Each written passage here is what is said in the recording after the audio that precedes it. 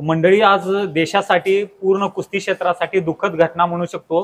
विनेश फोगाट हे सुवर्ण पदकाकडे वाटचाल होती त्यांची, पण 100 ग्रॅम वजन ओव्हरवेट मुळे त्यांना अपात्र घोषित करण्यात आलेला आहे। त्याच्या अगोदर आंतरराष्ट्रीय स्पर्धेचे जे की ऑलिम्पिकचे काय नियम असतात, 100 ग्रॅम सुद्धा सूट दिलं जात नाही काय, ते आपण सराकडनं जाणून घेणार आहोत। आपल्यासोबत राष्ट्रकुल विजेते वस्ताद राम सारंग सर आहेत, कारण की आंतरराष्ट्रीय अनेक अशा स्पर्धेचा त्यांना अनुभव आहे आणि ते स्वतः ऑलिम्पिक लेवलचे पहलवान आहेत।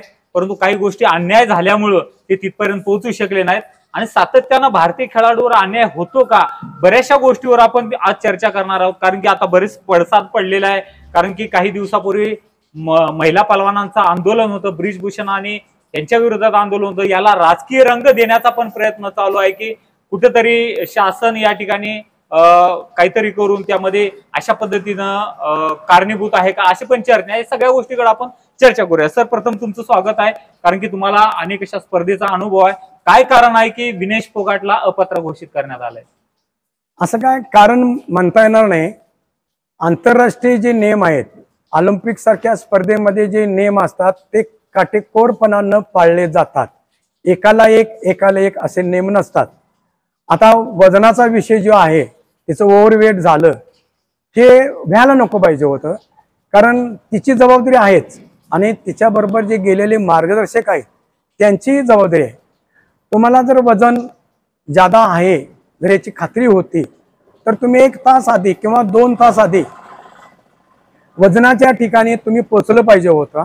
वजन चेक करायला पाहिजे होतं की आपलं वजन बरोबर आहे का नाही। जादा असेल तर तुम्हाला वेळ मिळतो, त्यावेळी तुम्ही सोनाबादमध्ये बसून किंवा गरम कपडे घालून तुम्ही जर व्यायाम केला तर ते वजन 100 ग्राम ही काय मोठी बाब नव्हती।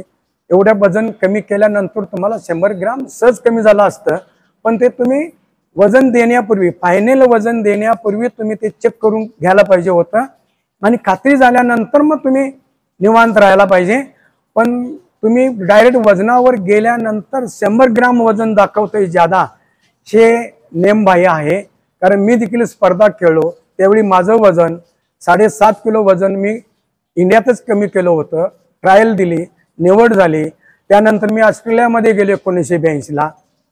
माझं वजन मी कंट्रोल केलं होतं, पण 1.5 किलो वजन काही केल्या कमी व्हायचं नाही, ते फक्त सोनाबादमध्येच कमी होत होतं। आणि याची मला माहिती असल्यामुळं वजन देण्यापूर्वी मी 1 तास आधी त्या सोनाबादमध्ये जाऊन बसायचा। मी काय म्हणतो सर, आता 100 ग्रॅम 200 ग्रॅम हे काही किरकोळ आहे, म्हणजे काय वाटत नाही, पण आपल्या इकडं आता अनेक स्पर्धेमध्ये देशांतर्गत स्पर्धा ज्या होतात त्यात बरेच सूट दिलं जातंय, परंतु आंतरराष्ट्रीय स्पर्धेमध्ये ऑलिम्पिक लेवलला असं 100 ग्रॅम 200 ग्रॅम असं सूट नसतंय। काय बिलकुल सूट नसते। जागतिक लेवलला जे नियम ठरले त्याचे काटेकोरपणाने पालन केलं जातंय। तुम्हाला सूट द्यायची नाही आहे, कारण वजन गट 4 वर्षापूर्वी तुमचे फिक्स झालेले आहेत आणि ती वजन गट तुम्ही शेवटपर्यंत, जोपर्यंत स्पर्धा संपत नाही तोपर्यंत तुम्ही तुमचं वजन कंट्रोलमध्ये ठेवलं पाहिजे। कुठल्याही प्रकारची 50 ग्रॅमची देखील सूट नाही आहे। 100 ग्रॅम तरी जास्तच आहे, पण वजन तुम्ही कंट्रोल करायला तुमची जबाबदारी होती। प्रत्येक बाउटला, प्रत्येक स्पर्धेला म्हणजे खेळाडू होतो त्यावेळेस प्रत्येक वेळेस वेट केलं जातं, वजन घेतलं जातंय आणि प्रत्येक वेळी वजन तुम्हाला ते द्यावं लागतंय आणि ते बरोबर असायला पाहिजे। एकच वेळा वजनावर तुम्हाला उभं राहायला संधी आहे, वजन द्यायला संधी आहे। माझं वजन जादा झालंय, मी थोड्या वेळाने परत मी वजन कंट्रोल करून कमी करून येतो, निमित्त येतो। हे फक्त भारतातच चालतंय, परदेशामध्ये आंतरराष्ट्रीय स्पर्धेत हे नियम नाही आहेत, त्या नियमानंच आपल्याला काम करावं लागेल। भारताला सुवर्ण पदक एक फिक्स होतं सर त्यांच्या माध्यमातून, कारण की आज पूर्ण देश काल बघितलं सगळ्यांचे स्टेटस वगैरे मोबाईलला दिसत होते की गोल्ड कडे वाटचाल म्हणून, परंतु आज दुःखद बातमी हे कळाल्यानंतर पूर्ण देशात थोडं सुन्न झालंय आणि थोडं राजकीय पडसाद पण चालू आहे त्याच्या मागे। पण ह्याच्यासाठी खेळाडूंना काय काळजी घेतलं पाहिजे, सगळ्यात महत्वाचा मुद्दा? एकंदरीत जे काय आता घटना घडलेली आहे त्याच्यामुळे जे काय निराशा झालेली आहे, एक शाश्वत मेडल होतं, तुम्ही फायनलला गेलाय म्हणजे तुम्ही त्याच्या आधीची जी कुस्ती जिंकली ते ऑलिम्पिकला तिने मेडल घेतलेलं होतं त्या मुलगीनं, त्या मुलगीला तुम्ही हरवले। त्यामुळं जगात जे देश त्याच्यामध्ये सहभागी आहेत त्यांना सर्वांना खात्री झाली होती की इंडियाला हे विनेश फोगाटचं मेडल पक्का आहे गोल्ड मेडल. आणि त्यामुळं आम्ही देखील म्हणजे असं म्हणजे बिनधास्त होतो की बऱ्याच म्हणजे खेळामध्ये आपल्याला काही मिळालं नाही.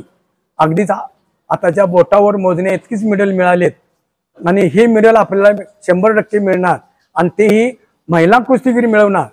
अनेक स्पर्धेमध्ये अनेक खेळाडूंनी ब्रॉन्झ मेडल आणि रौप्य पदक कुस्तीमध्ये ऑलिम्पिकला मिळवलेत, पण गोल्ड मेडल अजून आतापर्यंत आपल्याला मिळालं नव्हतं.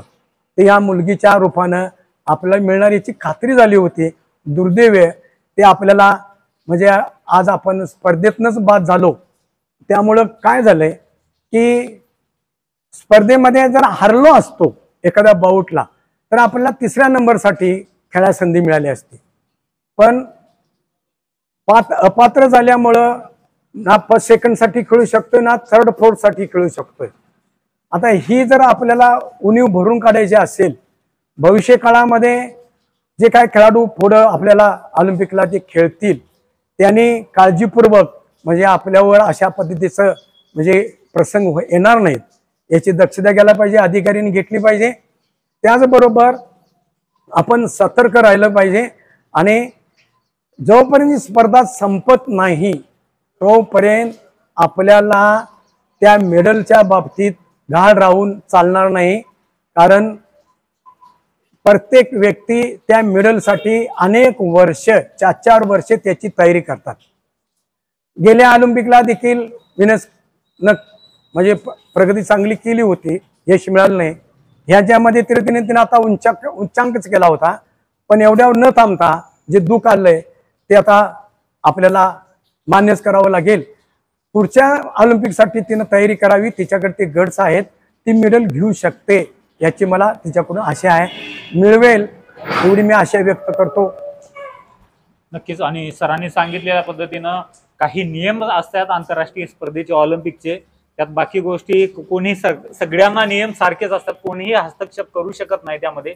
तर एक कुठंतरी आपण डायटिस्ट म्हणू शकतो, त्यांच्यासोबत असणारे कोच जवळचे लोक जे आहेत त्यांनी थोडं काळजी घ्यायला पाहिजे होतं.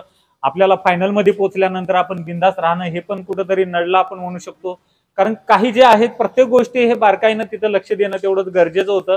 पण काही गोष्टी जे झाल्या त्या सगळ्या याच्यामध्ये त्या दुःखामध्ये आपण समावेश आहोतच. पण इथून पुढं प्रत्येक खेळाडूनं अशा पद्धतीनं काळजी घेतलं पाहिजे, आपण धडा घेतला पाहिजे. तर या व्हिडिओच्या माध्यमातून जे स्पर्धेचे नियम असतात ते सरांकडनं थोडं जाणून घेण्याचा प्रयत्न केलेला आहे. धन्यवाद. थँक्यू.